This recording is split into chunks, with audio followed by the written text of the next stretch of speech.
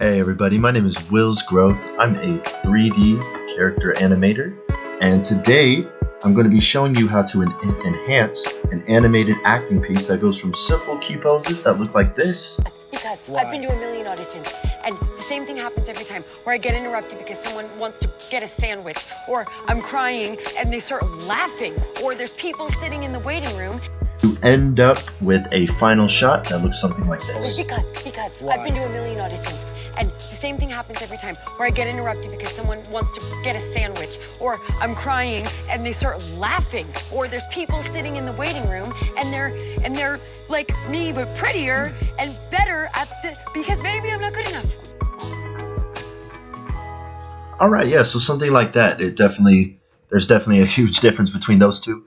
And I'm going to go ahead and show you just kind of how I break it down, how I was working on this through previous recorded videos that were just updated as I was working on this piece.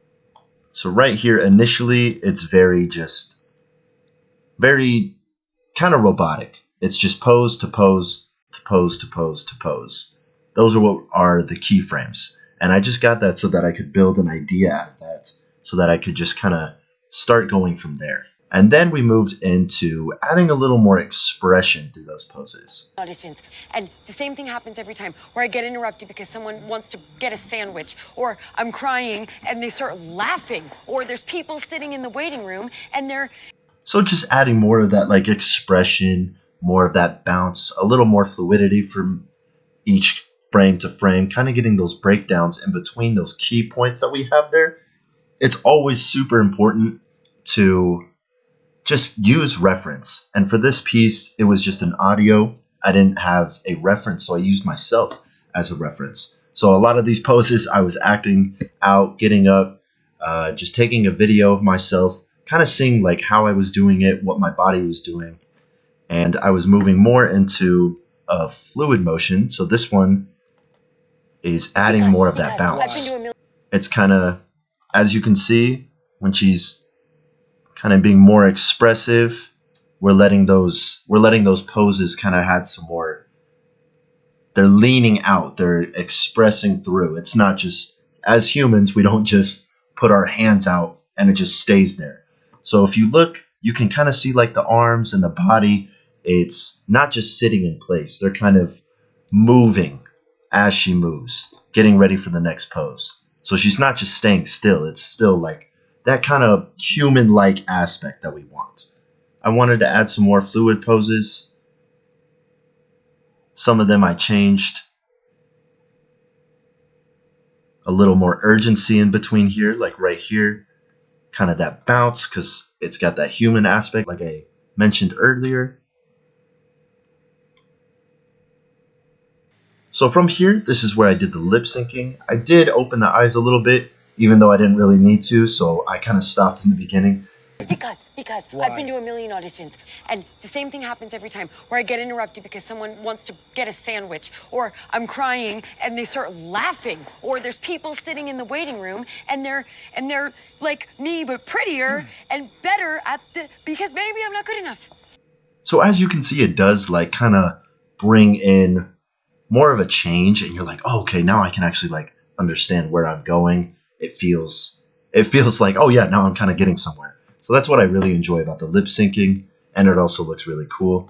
So then when I went from there, the lip syncing, I added the eyes, like the expression, not only in her eyes, but like her face as well. So we'll go ahead and watch right here. Because I've been to a million auditions, and the same thing happens every time, where I get interrupted because someone wants to get a sandwich, or I'm crying and they start laughing, or there's people sitting in the waiting room and they're like me but prettier and better because maybe I'm not good enough. As I was doing the expressions through her face and adding it into the mouth, I kind of tweaked some of the initial poses.